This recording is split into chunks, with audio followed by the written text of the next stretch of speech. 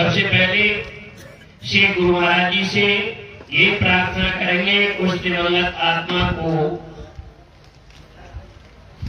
अपने जीवन में अपने चरणों में स्थान दें और शोकाकुल परिवार के लिए सहन करने की शक्ति, भक्ति और सुख शांति प्रदान करें।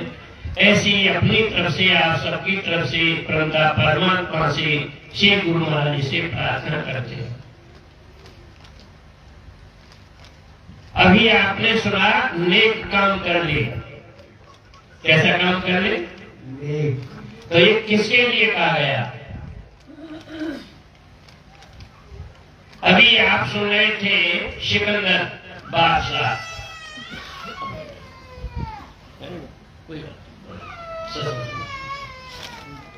सिकंदर बादशाह क्या ले गया? क्या ले गया? अब सिकंदर बादशाह की बात सोच रहे थे, इतना माल था, इतना बैल था, इतनी खच्चरों में चाबी चलती थी, कुछ नहीं लेगा, तुम क्या ले जाओगे? अब नेक काम किसको कराना? नेक काम क्या है? नेक का अर्थ होता है अच्छा। दो काम होते, एक बुरा होता है और एक अच्छा होता है। बुरा काम क्या है और अच्छा काम क्या है? अर्जुन सारे देवताओं का प्रिय था और जैसे आप भी पूजा उपासना करते हो ऐसे अर्जुन भी करता था। अर्जुन जिस भी देव को देवता की उपासना करता, आवाहन करता, बुलाता तो देवतागण उनके सामने खड़े हो जाते थे, पूछते थे कि अर्जुन आप क्या चाहते हो? और अर्जुन को वही प्राप्त होता था। विचार कीजिए, देवताओं को आप ही पूज रहे हो, अच्छे काम तुम ही कर रहे हो, नहीं कर रहे हो? देवताओं को पूज रहे हो कि नहीं? पूज रहे हो कि नहीं? पूज रहे हैं। आपके सामने कोई देवता आया? देवता आया? देवी की पूजा कर रहे हो या कर रही हो हमारी बहनें, तुम्हारे सखी मंडल से झूठ मत बोलना। किसी के सामने देवी आके खड़ी हुई कि नहीं? और तुम्हारे सामने देवी आके खड़ी हो जाए, शेर पर सवार होके, तुम्हें कौन सा रुकेगा? रुकेगा? तो ये अच्छा काम है। देखिए, बाहरी ये जो छवि आप देख रहे हैं, ये पूरा परिवार ही प्रेमी है आज भी। इसको कहते हैं नेक काम। बूढ़ी माए और बेटा, बेटी, पत्नी, नाती, पोते सारे इस माँ की इच्छा पूरी में लगे रहते हैं। घरों में देख लो, इस गांव में देख लो, देवी की पूजा करते हैं। किसकी?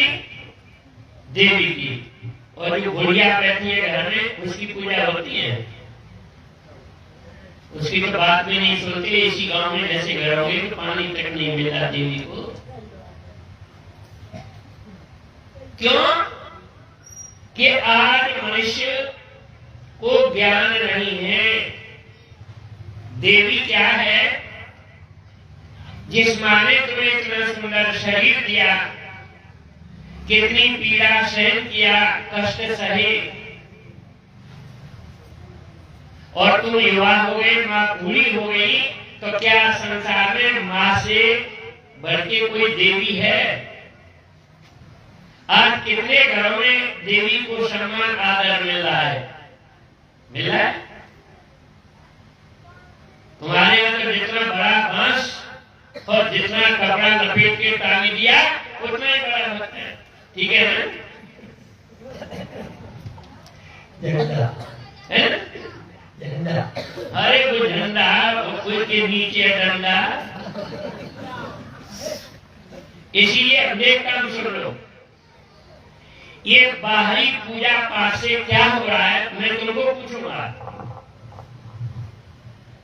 आप यहाँ बैठे हो, क्या आपके बचपन में 50 साल पहले, 70-80 साल पहले इतना पूजा पाठ, मंदिर, चर्च, गुरुद्वारे, मस्जिदें थी? फिर क्या था? ये था कि घर में 4 भाई हैं और चारों की शादी हो गई, बच्चे बाल बच्चे पैदा हो गए। अब उनसे पूछो, और माता पिता बूढ़े हो गए, तो पूछो कि घर में चूल्हे कितने थे? चूल्हे कितने थे? पूजा पाठ नहीं था। और आज जितने तुम शिक्षित हो गए, पढ़े लिखे हो गए, आपकी बुद्धि विकसित हो गई, तो आज उदाहरण दूंगा, घर में 2 बेटे और दोनों की शादी हो गई और माँ बाप बूढ़े हो गए, तो चूल्हे कितने मिलेंगे? ये एजेंट नहीं है हमारा, हम सिखा के नहीं लाए क्यों ऐसे बोली हो। अब बताओ, नेक काम कर लो, नेक काम ये है, पर समझ नहीं पाए कि संतों ने कौन से नेक काम के लिए कहा था। इसीलिए भाइयों और बहनों, जितना आज देश के अंदर पूजा पाठ, ये बाहरी मनुष्य कर्म कांड कर रहा है, इससे मनुष्य अपने पद से बहता जा रहा, हटता जा रहा। क्या इस पूजा पाठ से तुम्हारी मानसिक शांति मिलती है? तुमको पूजा पाठ से तुम्हारा मन खुश होता है? मान लीजिए एक बुजुर्ग दैव, और उनको कंफर्म हुआ कि आज की केस की तारीख है, कल क्या है? केस की तारीख, और वो मंदिर गए, तो भगवान से क्या मांगेंगे? क्या मांगे? केस जीत जाए। एक बुढ़ी सी, उसका एक बेटा शादी के लिए आएगा और वो भी मंदिर में सुबह शाम पूजा करती, वो बुढ़िया माँ क्या मांगेगी? तो छोरा की शादी हो गई, तो क्या माँ की इच्छा पूरी हो गई? वो तृप्त हो गई, तो क्या हुआ? और बढ़ गई। जैसे कहीं आग लगी हो और उस आग को शांत करने के उद्देश्य से उस पर घी डाल दिया जाए, आग हो जाएगी? क्या हुई? ऐसे ही जो तुम नेक कर्म समझ रहे हो, पूजा पाठ इत्यादि करना समझ रहे हो, इससे मनुष्य बाहरी मुखी हो जाएगा।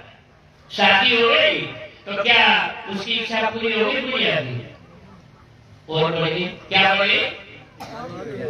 एक बच्चे ये बताया क्या बढ़ेगी? इसी प्रकार से इस बाहरी बात सुनो, तुम सारे पढ़े लिखे हो, शिक्षित। रावण पूजा पाठ कब करता है? ज्यादा करता था। पहले तो था कौन? वो उत्तम कुल, पुलिस करना थी, शिव विरंच पूजे भगवान की उत्तम कुल का था, और पूजा पाठ उसका चरम सीमा पर। तुम्हारे पास तो एक देवता की बात कोई आ नहीं सकता, तुम्हें होश ही नहीं है क्या है देवी और देवता। उसके पास जितने यंत्र शस्त्र थे देवताओं से प्राप्त किए। भारतवासियों, आप समझने का और सुधरने का ये वक्त है मनुष्य के लिए। मैं समझाना चाहता हूं आपको कि जब मनुष्य बैरी मुखी इतना पूजा पाठ उसमें रम जाता है, अपने को भूल जाता है, अपने से उतना ही दूर चला जाता है। अपने से दूर कैसे चला जाता है? आप श्री राम को पूजना चाहते हो तो राम के दर्शन के लिए कहां जाना पड़ेगा? कहां जाना पड़ेगा? अयोध्या जाना पड़ेगा। तो आप कितनी दूर चले गए? दूर किससे गए? अपने से। तुम हो कौन? और पढ़ते क्या? कि सिया राम में। जब तुम्हारे अंदर ही सिया राम है तो वहां तुम फरियते में मरने जा रहे हो।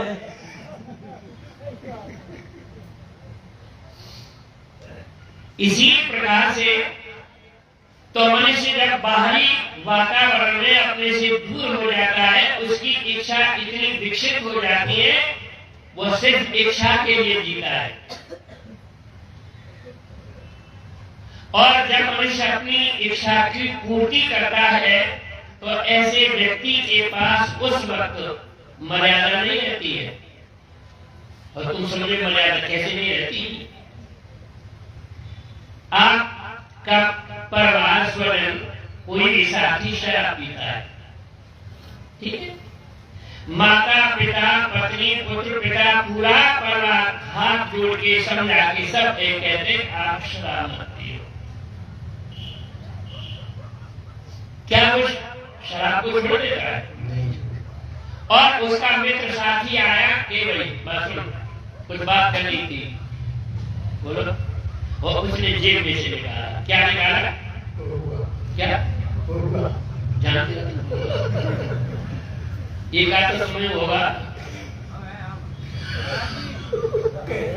ठीक ठीक बैठ सुनना।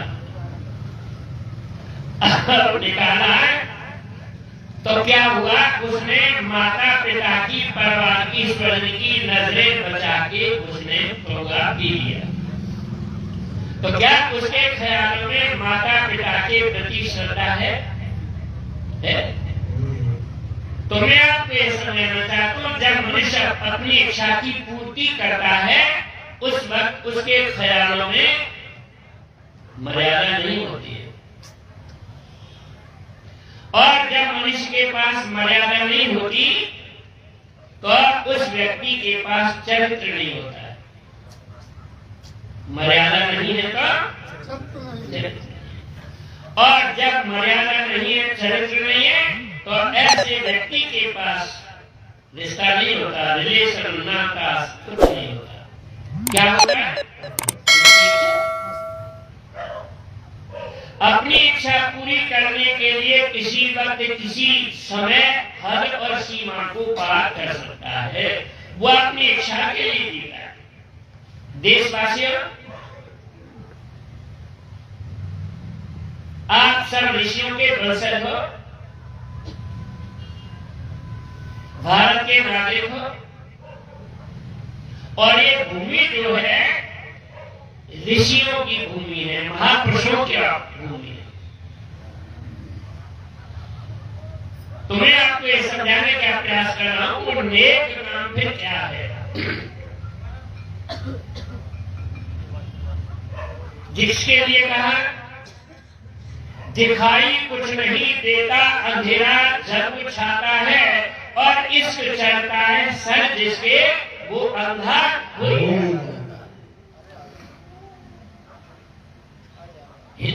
उसका इतना समाज के लिए घातक सिद्ध होता है इच्छाधारी मनुष्य। जैसे पानी के द्वारा ही फसल उगती है, विकास होता है, और जब पकने का समय आया, पक गई फसल, उस फसल को वही पानी परिवर्तन हुआ, पानी के बजाय ओला बर्फ बन गया, वो फसल पे गिर गया तो क्या करेगा? फसल का नाश कर देगा। ऐसे ही इच्छाधारी मनुष्य समाज का कल्याण के बजाय उसका पतन कर देता है। देश का राजा हो, मुखिया हो, देश का साधु संत हो, गुरु हो, देश का रक्षक हो, आप कैसे इससे इस देश के मंत्री थे, वो कहा गए मुख्यमंत्री तक जेलों में क्यों चले गए भाई? उसके जेल तो कितना बड़ा अधिकार होता है मुख्यमंत्री का। इस देश में कैसे कैसे गुरु थे जिनके पीछे भारत पड़ा था, वो गुरु कहां चले गए? कोई बड़े थोड़े